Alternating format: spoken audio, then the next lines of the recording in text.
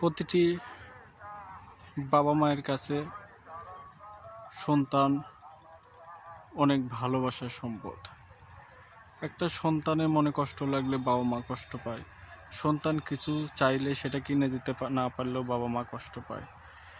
কিন্তু এই জিনিসটা আমি আগে বুঝতাম না।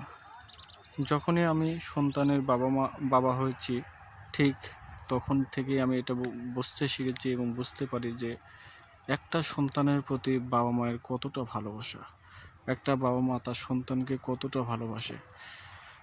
যখন থেকে সন্তান হয়েছে তখন থেকে মনে হয় না যে আমি কিছু নেই, মনে হয় সব কিছু আমার সন্তানদের জন্য বিলিয়ে দিই।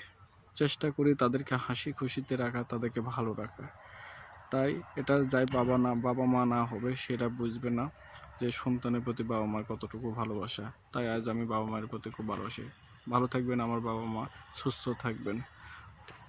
মা বাবার প্রতি সবাই যত্নবান হবেন, মা বাবার খেয়াল রাখবেন, মা বাবাকে কষ্ট দেবেন না।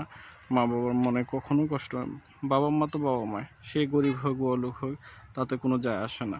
কিন্তু সে কিন্তু আপনাকে সবসময় তার যা সাধ্য আছে সেইটুকু দিয়ে আপনাকে আগলে রাখার চেষ্টা করেছে, আপনার পাশে থাকার চেষ্টা করেছে এবং খুব ভালোবাসার চেষ্টা করেছে।